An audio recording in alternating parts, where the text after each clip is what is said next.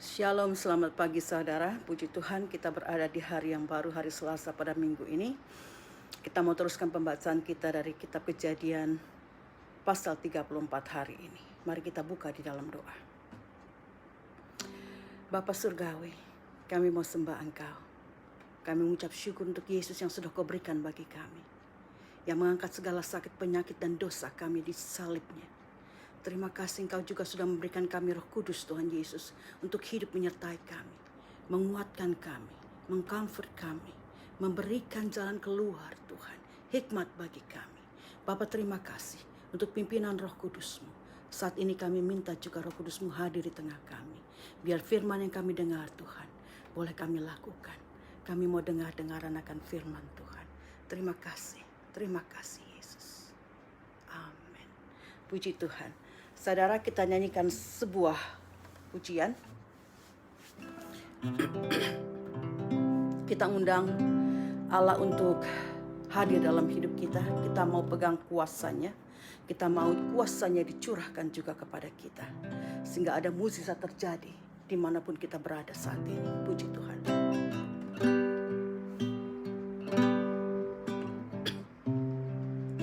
Ku rasakan kasih-Mu rasakan kuasa-Mu Tuhan, ku rasakan kasih kuasa Roh Kudus, ku rasakan kehadiran-Mu.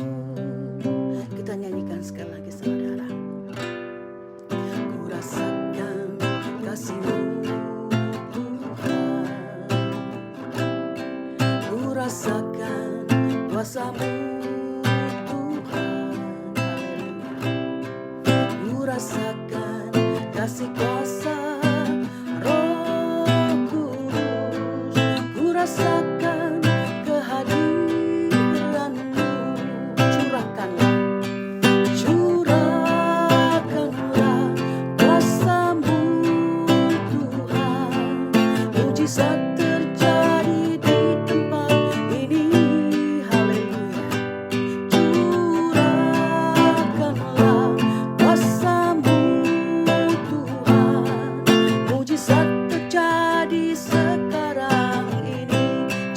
kita nyanyikan. Curahkanlah kuasa-Mu Tuhan, mujizat terjadi di Indonesia. Haleluya. Curahkanlah kuasa-Mu Tuhan, mujizat terjadi sekarang ini. Kita percaya mujizat terjadi sekarang ini, saat ini, dimanapun saudara berada. Thank you Jesus. Terima kasih Yesus. Saudara, kita masuk dalam pembacaan hari ini di di Kejadian ya, masih dalam perjanjian lama. Kejadian 34 ayat 1 sampai 31 tentang Dina dan Sikem. Pada suatu kali pergilah Dinah, anak perempuan Lea yang dilahirkan bagi Yakub, mengunjungi perempuan-perempuan di negeri itu.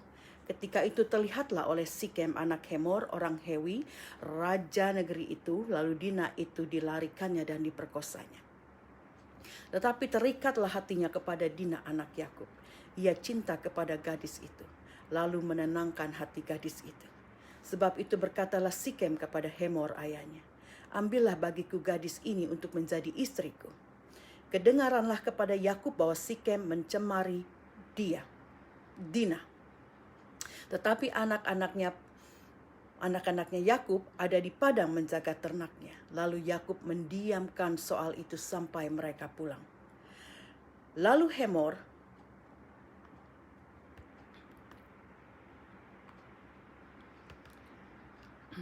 dengan saudara ini, kalau baca Alkitab di komputer begini, kadang-kadang dia hilang, kepencet sedikit. Kita teruskan. Kedengaranlah kepada Yakub ayat kelima bahwa Sikem mencemari Dina, tetapi anak-anaknya ada di padang menjaga ternaknya. Jadi Yakub mendiamkan soal itu sampai mereka pulang. Lalu Hemor ayah Sikem pergi mendapatkan Yakub untuk berbicara dengan dia. Sementara itu anak-anak Yakub pulang dari padang, dan sesudah mendengar peristiwa itu orang-orang ini sakit hati dan sangat marah kepada Sikem, karena Sikem telah berbuat noda di antara orang Israel dengan memperkosa anak perempuan Yakub, sebab yang demikian itu tidak patut dilakukan. Berbicaralah Hemor kepada mereka, hati Sikem anakku mengingini anakmu, kiranya kamu memberikan dia kepadanya menjadi istrinya. Dan biarlah kita mengambil. Berikanlah gadis-gadis kamu kepada kami, dan ambillah gadis-gadis kami. Tinggallah pada kami, negeri ini terbuka untukmu. Tinggallah di sini, jalanilah negeri ini dengan bebas, dan menetaplah di sini. Lalu Sikem berkata kepada ayah anak itu dan kepada anak-anaknya, kepada Yakub dan anak-anaknya, biarlah kiranya aku mendapat kasihmu, aku akan memberikan kepadamu apa yang kamu minta. Walaupun kamu bebankan kepadaku uang jujuran atau uang mahar seberapa banyak pun, aku akan memberikan apa yang kamu minta. Tetapi berilah gadis itu kepadaku menjadi istriku. Ini permintaan Sikem kepada Yakub dan anak-anaknya atau kepada saudara-saudara Dina. Saudara Dina mungkin mencari teman di negeri itu, negeri yang baru dia tempati. Karena saudara-saudaranya kita tahu semua laki-laki. Dia cuma seorang perempuan dari anak Yakub. Tapi Sikem anak Hemor ini, seorang pangeran. Hemor adalah pangeran atau penguasa atau raja di daerah itu. Ya, dia melihat Dina ini, dia menjadi jatuh hati. Tapi dia salah, ya, dia memperlakukannya salah. Dia melihatnya, dia mengambilnya, dan dia memperkosanya. Tetapi dia di dalam hatinya mencintai Dina. Dan dia dikatakan dalam bahasa Inggris spoke kindly. Dia berbicara manis dengan Dina. Dan Sikem menyuruh ayahnya untuk mengambil Dina sebagai istrinya. Yakub mendengar bahwa Dina dicemari atau Sikem mencemari Dina. Tapi dia tidak berkata apa-apa sampai anak-anaknya pulang dari padang. Dia menunggu anak-anaknya pulang dari padang. Dan Hemor, ayah Sikem ini juga datang kepada Yakub untuk menyampaikan niatnya meminang Dina untuk Sikem. Tetapi anak-anak Yakub, anak-anak lakinya ini marah karena kejadian itu. Niat Hemor pun mencoba untuk mengadakan deal atau kesepakatan dengan anak-anak Yakub bahwa dia boleh mengambil perempuan-perempuan dari keturunan orang-orang di mana Hemor itu berada. Asal mereka juga bisa mengambil perempuan dari keturunan atau dari kalangan klannya Yakub. Itu perjanjian mereka. Dan Hemor juga membiarkan atau memperbolehkan mereka untuk tinggal di negeri itu dengan bebas. Mereka juga akan memberikan apapun yang mereka minta. Sebagai uang, apa sih kalau orang kita bilang di sini tadi dikatakan sebagai uang jujuran atau uang mahar katanya ya, apapun bisa dia berikan. Dan Sikem menyuruh ayahnya juga untuk mengambil Dina sebagai istrinya, asal mereka memberikan Dina sebagai istrinya Sikem. Nah saudara, kita teruskan. Hati Hemor dan Sikem ini ya begitu generous saya kira ya. Mereka memberikan tawaran yang sangat baik hati kepada Yakub dan klannya ini. Lalu ayat 13, lalu anak-anak Yakub menjawab Sikem dan Hemor ayahnya dengan tipu muslihat, karena Sikem telah mencemari Dina adik mereka itu. Berkatalah mereka kepada kedua orang itu, kami tidak dapat berbuat demikian, memberikan adik kami kepada laki-laki yang tidak bersunat, sebab hal itu aib bagi kami. Hanyalah dengan syarat ini kami dapat menyetujui permintaanmu. Kamu harus sama seperti kami, yaitu setiap laki-laki di antara kamu harus disunat. Barulah kami akan memberikan gadis-gadis kami kepada kamu dan mengambil gadis-gadis kamu. Maka kami akan tinggal padamu dan kita akan menjadi satu bangsa. Tetapi jika kamu tidak mendengarkan perkataan kami dan kamu tidak disunat, maka kami akan mengambil kembali anak ini, mengambil Dina, lalu pergi. Lalu Hemor dan Sikem, anak Hemor itu menyetujui usul mereka. Dan orang muda itu tidak bertangguh melakukannya, dikatakan bertangguh melakukannya, tidak berbantah-bantahan lagi, sebab dia suka kepada anaknya Yakub, yaitu Dina. Lagi pula ia seorang yang paling dihormati di antara seluruh kaum keluarganya. Lalu pergilah Hemor dan Sikem, anaknya itu, ke pintu gerbang kota mereka, dan mereka berbicara kepada penduduk kota itu. Orang-orang itu mau hidup dengan kita, yaitu Yakub dan klannya, keluarganya. Biarlah mereka tinggal di negeri ini dan menjalaninya dengan bebas. Bukankah negeri ini cukup luas untuk mereka?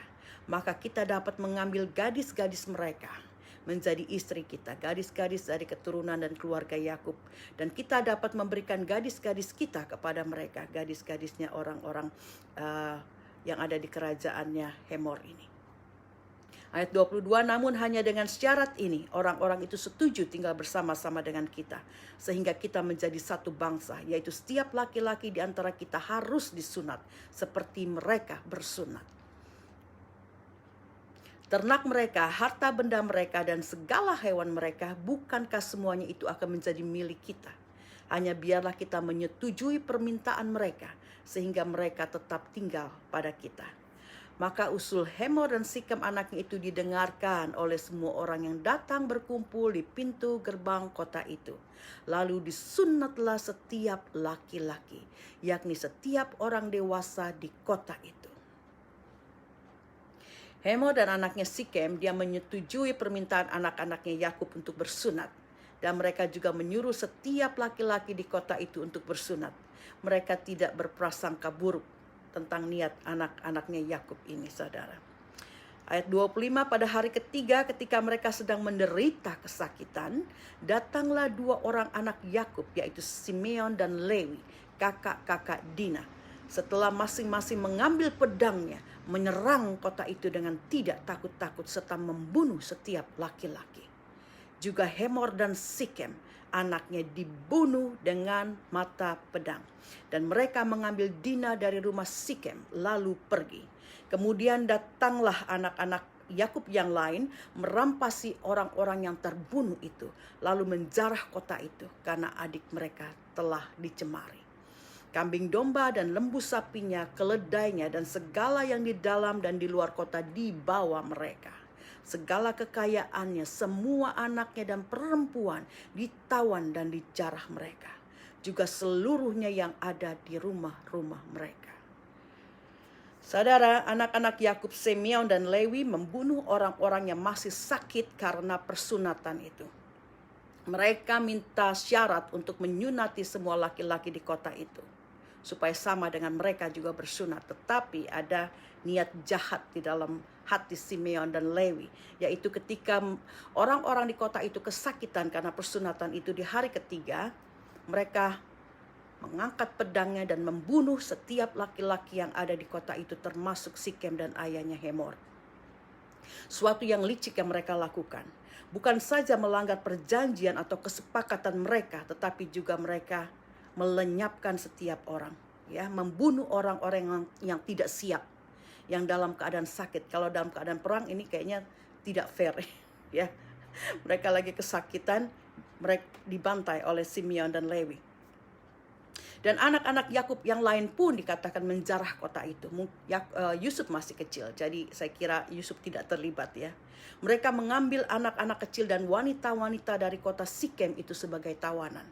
Sesuatu kekejian yang mereka lakukan sebagai alasan karena Dina sudah dicemari. Sebagai alasan. Ayat 30, Yakub berkata kepada Simeon dan Lewi, kamu telah mencelakakan aku dengan membusukkan namaku kepada penduduk negeri ini, kepada orang-orang Kanaan dan orang-orang Feris, padahal kita hanya sedikit jumlahnya. Apabila mereka bersekutu melawan kita, tentulah mereka akan memukul kita kalah, dan kita akan dipunahkan, aku beserta seisi keluargaku, rumahku. Tetapi jawab mereka, mengapa adik kita diperlakukan sebagai seorang perempuan sundal? Kayak mereka benar aja, ya. Saudara, kita melihat cerita-cerita dalam perjanjian lama ini, ya, quite interesting gitu, ya. Jadi membaca Alkitab juga ada informasi, tapi juga ada revelation, ada juga sesuatu yang bisa kita pelajari. Yakub mengutuki anak-anaknya itu ya, mengutuki Simeon, Lewi, dan anak-anak yang lain yang ikut menjarah. Karena perbuatan mereka yang tidak hanya membawa kematian bagi bangsa itu, tapi juga menghancurkan reputasi Yakub sebagai seorang pendamai. Yakub dan keluarganya sekarang dianggap sebagai pembunuh. Dan orang Kanaan dan Feris akan melawan mereka. Sedangkan Yakub dan keluarganya ini dikatakan terbatas jumlahnya. Kita lihat nanti Simeon dan Lewi juga akan dikutuk oleh Yakub karena kejahatan mereka itu. Dan mereka, anak-anak Yakub, Simeon dan Lewi ini masih membela diri. Katanya orang-orang itu mencemarkan adik mereka. Sikem benar, dia telah melakukan hal yang tidak benar. Ya, dia memperkosa Dina, tetapi mereka ini, Sikem dan ayahnya Hemor, mereka mau meluruskan persoalan itu. Dan mereka mau bertanggung jawab dan berbaikan dengan keluarga Yakub. Jadi alasan Simeon dan Lewi ini tidak masuk akal. Mungkin karena ego dan keserakahan mereka sendiri. Keserakahan mereka saja untuk menjarah negeri itu. Mereka memakai momentum itu sebagai alasan untuk menyerang dan memusnahkan laki-laki di kota Sikem itu. Nah saudara, rema apa yang kita dapat dari pembacaan hari ini? Yang pertama, jangan kita menjadi orang yang munafik. Memang Sikem bersalah, dia berdosa dengan mencemari atau memperkosa Dina. Tetapi Sikem dan bapaknya Hemor, mereka mau meluruskan persoalan itu. Mereka mau bertanggung jawab karena Sikem mencintai Dina. Tidak diceritakan bagaimana reaksi Dina, apakah dia juga setuju atau tidak ada cerita dari sisi Dina. Sikem dan ayahnya bukan saja mau berbaik hati kepada Dina, tapi mereka juga mau berbaik hati kepada seluruh keluarga Yakub. Dan mereka rela memberikan apa saja yang mereka mau sebagai mahar, katanya ya. Mereka datang dengan baik-baik meminta Dina untuk menjadi istrinya Sikem. Mereka mau hidup berdamai dengan keluarga Yakub. Mereka memberikan kebebasan bagi Yakub dan keluarganya untuk tinggal di mana saja di kota itu. Dan mereka juga akan memberikan apa yang mereka minta. Sepertinya hati mereka ini tulus ya. Mereka tulus, mereka tidak berprasangka buruk kepada Yakub dan anak-anaknya. Karena mereka datang dengan niat yang baik. Tetapi anak-anak Yakub, terutama Simeon dan Lewi, mereka sudah merencanakan sesuatu yang jahat di hati mereka untuk memusnahkan Sikem dan ayahnya dan semua laki-laki di kota Sikem itu.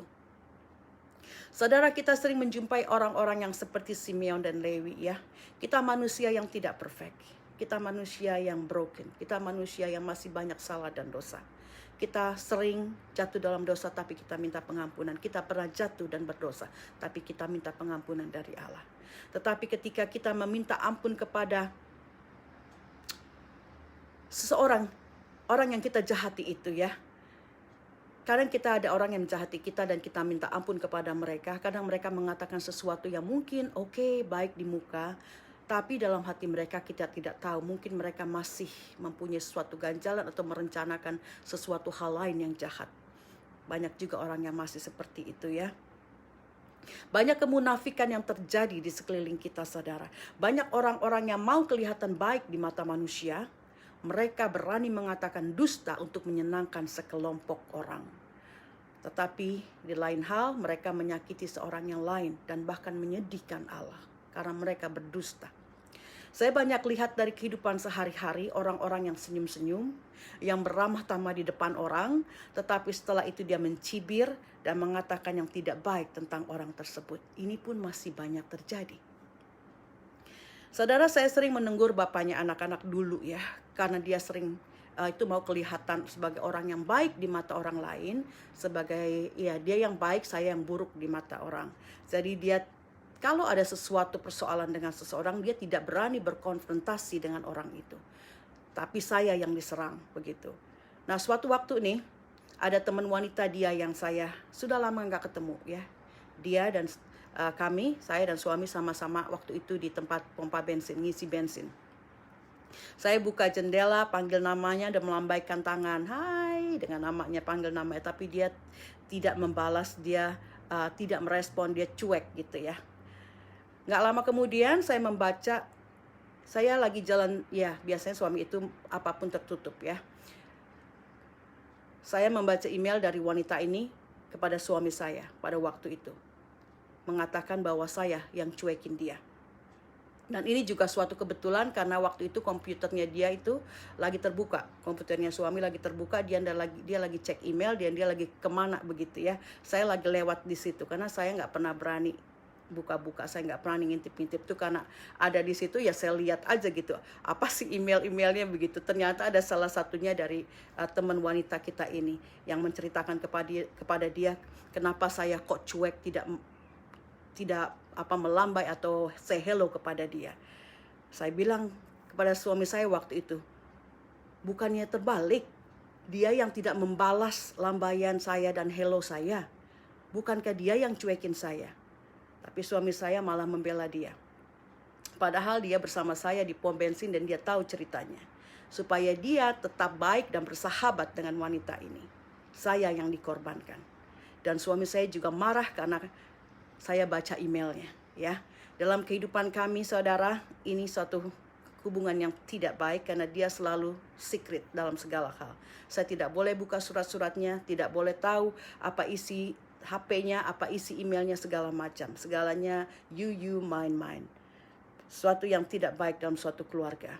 Banyak kemunafikan yang dia lakukan yang membuat saya diremehkan, direndahkan, dijadikan kambing hitam, tidak dihargai orang lain.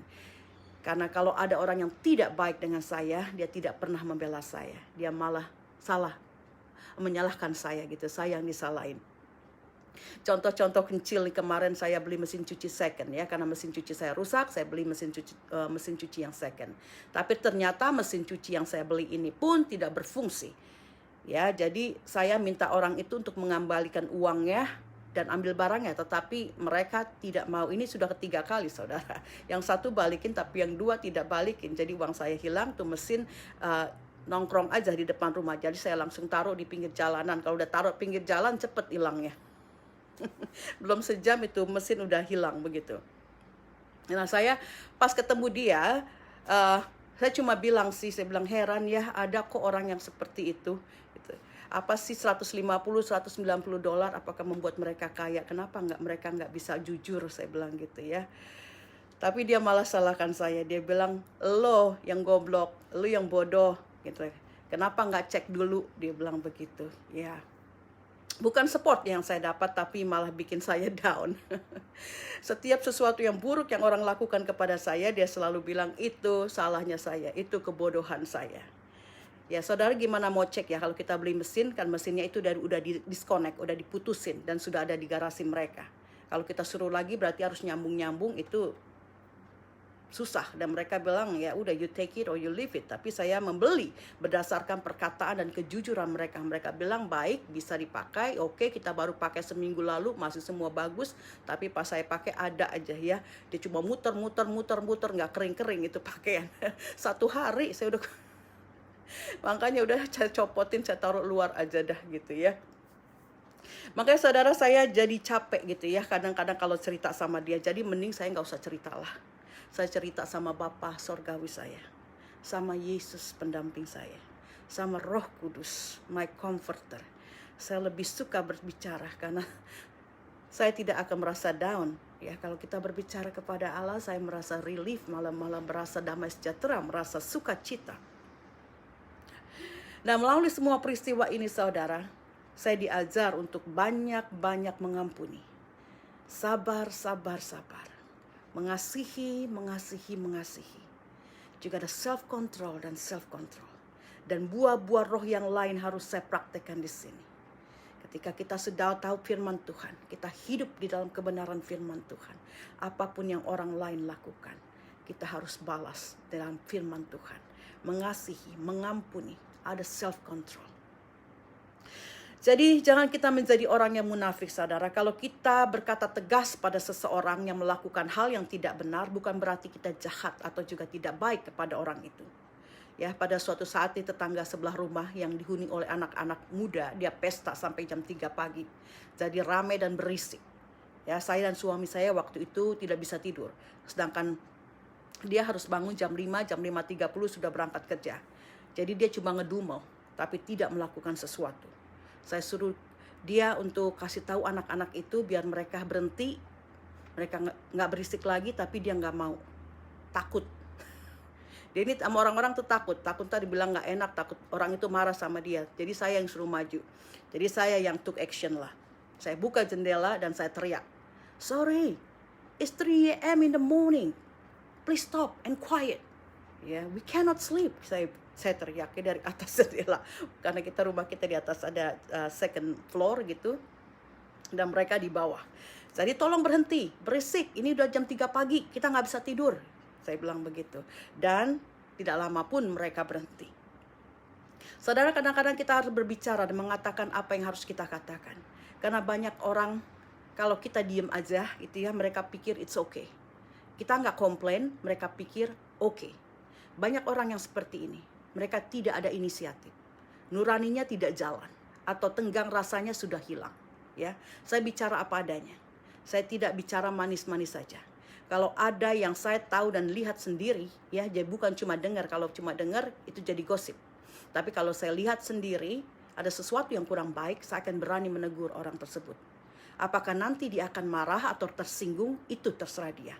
Yang penting saya sudah menyampaikan kebenaran itu.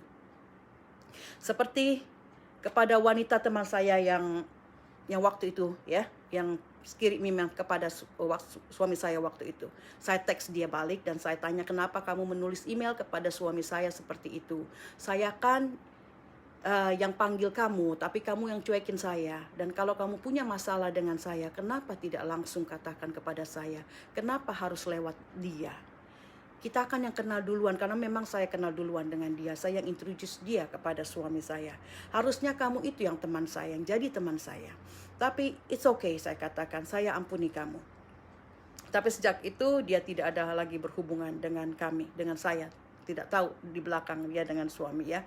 Nah, saudara, saya banyak kasih cerita di sini supaya kita menjadi orang yang terbuka, yang jujur dan apa adanya. Tidak perlu berbasa-basi, berpura-pura atau jadi munafik. Contoh lain, saudara. Saya juga masih punya teman-teman yang masih berpakaian kadang seenaknya, ya, tidak sesuai atau seronok begitu. Saya tegur karena saya juga risih. Kalau dekat-dekat dengan teman-teman yang pakaiannya tidak sopan atau agak buka sono sini atau terlalu mini begitu, saya juga jadi risih begitu, ya. Nanti orang pikirnya kita sama begitu. Ya, pada suatu sore ini udah mulai dingin, udah mulai winter, kita ada acara di luar dan ada temen yang pakai rok mini, dia mulai kedinginan. Ya, saya sih orangnya ceplas-ceplos begitu, ya. Saya bilang aja, dingin ya. Lo sih pakai rok mini banget, saya bilang gitu. Tapi puji Tuhan orang ini menerima, ya. Tapi ada juga orang yang menyerang balik ketika kita mengatakan sesuatu kepada mereka, meskipun apa yang kita katakan itu sesuatu yang benar begitu, ya. Nah, suatu saat saya pergi ke mall dengan teman saya yang belum percaya, dia orang Rusia, ya. Dia Muslim Rusia. Dia buka kancing baju hemnya terlalu rendah, jadi memperlihatkan dadanya. Saya merasa risih karena dia emang orang yang menarik dan jadi banyak yang ngeliatin dia. Bukan saya sirik. Orang-orang liatin dia dan yang tidak ngeliatin saya. Bukan, tapi jadi risih kita, ya. Saya bilangin dia, dikancing atasan dikit dong bajunya supaya dadamu nggak kelihatan. Saya bilang gitu. Dia malah menyerang balik saya.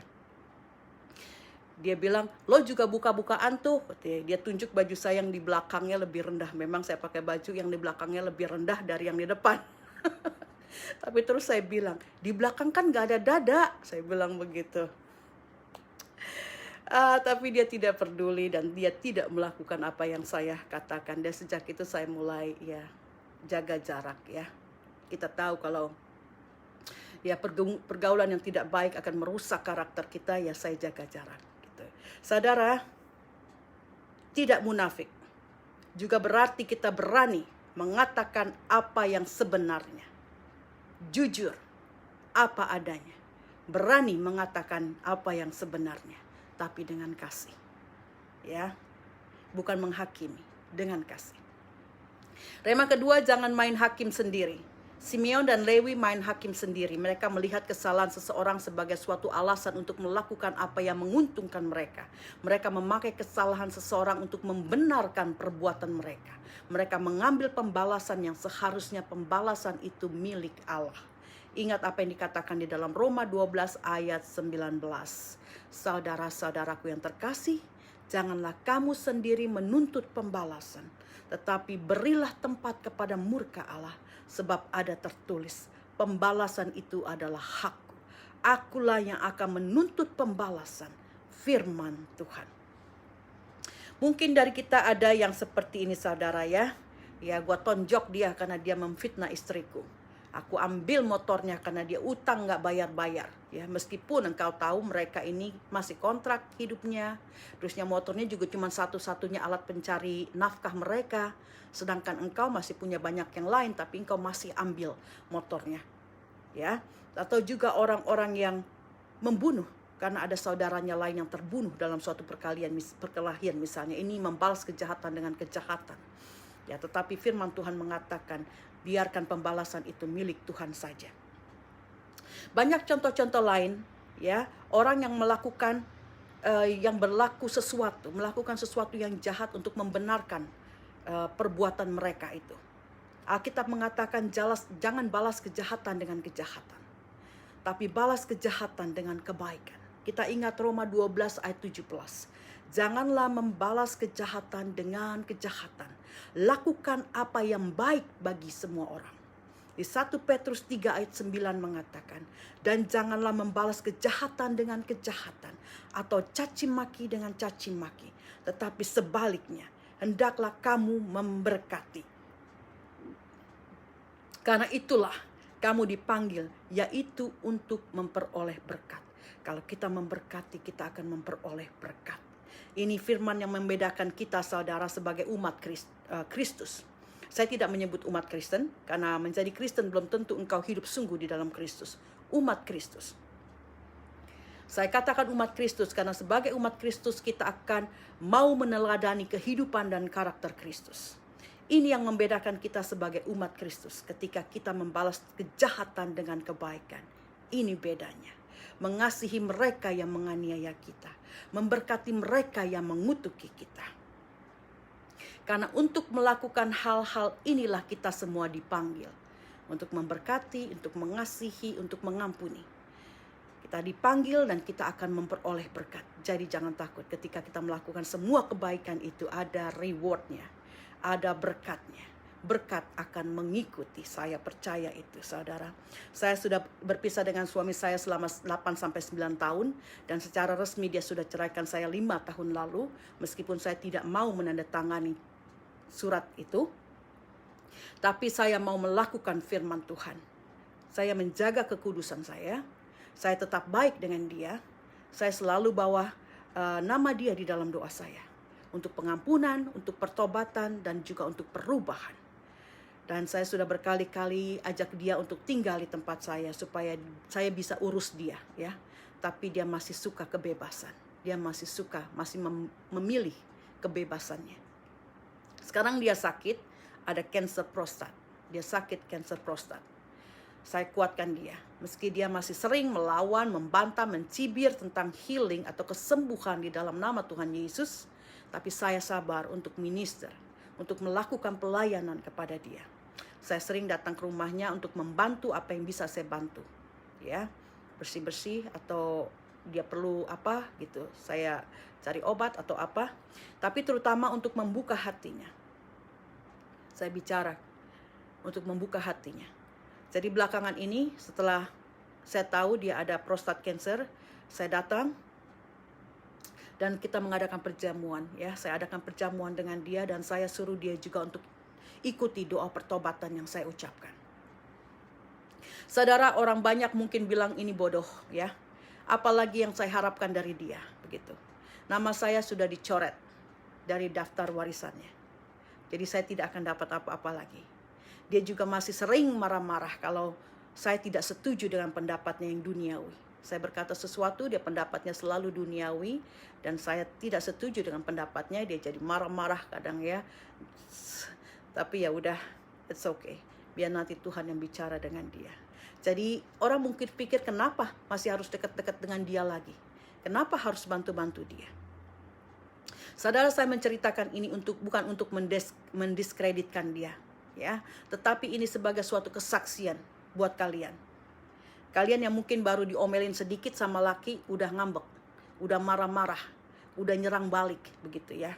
Atau yang jatah bulanannya dikurangin sedikit sama lakinya jadi galak dan uring-uringan. Saya tidak dikasih uang bulanan, saudara. Saya harus hidup dengan apa yang bisa saya lakukan. Puji Tuhan. Tapi dia juga dalam suatu hal dia baik kepada anak-anak, tapi kebaikan itu menurut dunia, jadi tetap tidak sesuai dengan firman Tuhan. Dan ada juga saudara-saudara kalian mungkin yang sudah diperlakukan mungkin tidak adil, baru beberapa kali atau sesuatu suaminya menyeleweng, mungkin engkau sudah minta cerai, begitu ya. Dan saudara, saya kasih pelajaran ini, saya menceritakan kehidupan saya ini sebagai suatu kesaksian. Ya. Kita sudah berusaha. Tapi kalau memang orang yang kita ajak berkeras hati, memilih untuk bebas, kita bebaskan. Bukan kita membebaskan, dia membebaskan diri. Dia yang keluar dari ikatan itu. Dan saudara, kalau engkau baru dicaci maki sedikit, tahu suamimu menyeleweng sedikit, tapi kalau dia mau berbalik, bertobat, tetap saudara, jangan ketika kalian berpisah, engkau sudah cari yang lain-lain lagi. Begitu ya. Tunggu waktunya Tuhan sampai di mana ya. Engkau doakan terus. Tidak mustahil dia akan kembali kepadamu. Kecuali kalau sudah memang dia membuat benteng, membuat tembok, memisahkan diri, tidak mau lagi untuk masuk ke dalam kehidupanmu. Itu urusan dia ya. Yang penting kita sudah melakukan hal yang baik. Jadi tetap doakan. Tetap berlaku baik. Kita percaya. Bukan berarti kita harus jadi suami istri lagi. Tapi kita menjadi teman yang baik. Kita menjadi contoh kehidupan Kristen yang baik. Yang mereka bisa lihat di dalam hidup kita. Dan itu suatu saat saya percaya akan membawa pertobatan buat dia. Dan juga buat engkau yang sudah berpisah, lakimu yang meninggalkan engkau. Engkau tetap doakan. Kita percaya kuasa Tuhan itu akan nyata dalam hidup kita. Saudara, kalau kita di dalam Tuhan, kita akan cakap menanggung segala perkara. Kita mampu mengampuni orang setiap saat. Kita akan tetap bisa mengasihi orang yang mencaci maki kita, merendahkan kita atau menista kita. Melalui satu orang ini saja ya, saya sudah mengalami segala macam tantangan dan penindasan. Tapi saya mengucap syukur. Dengan hal itu, saya dikuatkan. Saya jadi kuat. Saya mengalami tantangan dan cobaan lain yang datang, saya tidak goyah.